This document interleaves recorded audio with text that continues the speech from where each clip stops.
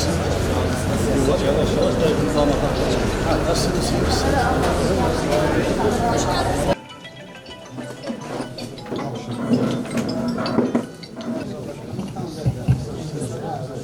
Sayın Başkanlarımıza ileteceksiniz ve akabinde inşallah mahallemizin sorunlarının çözülebilmesi noktasında Sayın Ramazan Yaylacı sizlere hitaben bir konuşma yapacaklardır.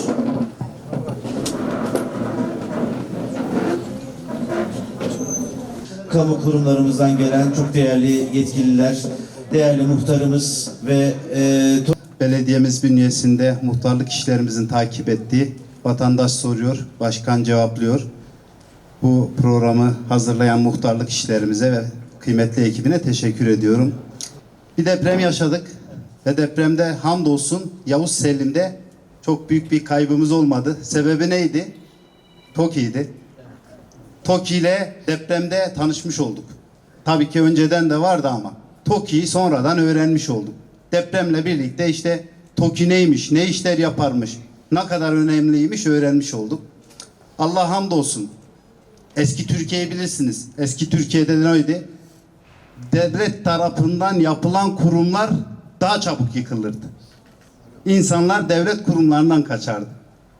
Ama bugün şükürler olsun TOKİ'ye marifetiyle yapılan konutlarımız depremde sapasağlam kaldı. Yavuz Selim de bunlardan biri. Ne yaptık?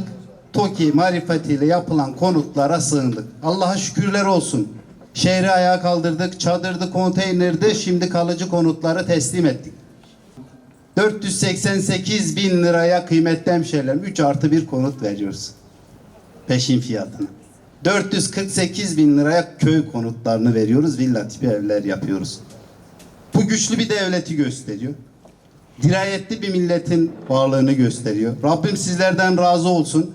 24 yıldır AK Parti'ye oy verdiniz, Cumhurbaşkanımızı desteklediniz. O da dimdik milletinin yanında olurdu ve milletine sahip çıktı. Ne depremde, ne selde, ne yangında hiçbir afette yalnız bırakmadı. Şimdi biz 31 Mart öncesi bir proje size vaat etmiştik. Demiştik ki başkanım yanımda projesini hayata geçireceğiz. Yani başkan ayağınıza gelecek, ekibiyle beraber gelecek. İlçe başkanı da onunla beraber yol arkadaşı olarak gelecek. İl başkanı da gelecek.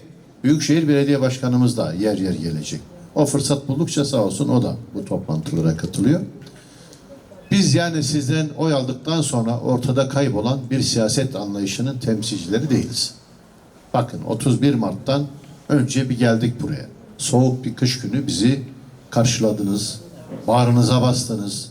Yoğun bir coşku ve sevgi seyriyle karşıladınız. Size teşekkür ediyorum. Bakın bu ikinci toplantı. 2 yıl dolmadan ikinci toplantı. Allah ömür verirse burada neredeyse her sene bir geleceğiz. Ne yaptık? Durumumuz nedir? Size ne gibi hizmetler getirdik? Hangilerini getiremedik? Getiremediysek ne gibi mazeretimiz var? Onu sizinle konuşmak, istişare etmek için buradayız. Dolayısıyla biz yılmadan çalışacağız. Mücadele edeceğiz. Şehir büyük bir enkazın altından daha yeni çıkıyor. Kıymetli Haziran. Kolay değil. Yani bu şehrin her alanında inşaat var. 1300 küsür lokasyonda yani bölgede inşaat çalışmaları devam ediyor. Hala şehrin içinde tamam konutlar bitti, dükkanlar bitti, büyük oranda kuralar çekildi ama hala şehrimizin içinde günde 1200 tane ağır tonajlı kamyon dolaşıyor. Tırlar dolaşıyor evimizin önünde değil mi? Hala bu süreç yani inşa ve ihya süreçleri devam ediyor. Taziye evi istiyoruz. Taziye evi bak biz... Teşekkür ederiz başkanım. Sağ olun. Ama kullanacaksınız bakın.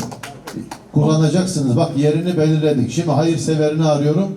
Ola ki hayırseveri bulamazsak da 2027'nin Mart'ında, Nisan'ında kazmayı vuracağım ben. Allah'ın izniyle. Çok teşekkür ettik başkanım. Tabii. Sağ olun. Bir tanesi biz buraya kütüphane istiyoruz. Biz bu talebi bir değerlendirelim. Olabilir, mantıklı bu. Buranın, bu binanın içinde size bir kütüphane oluşturalım. Yolu açın.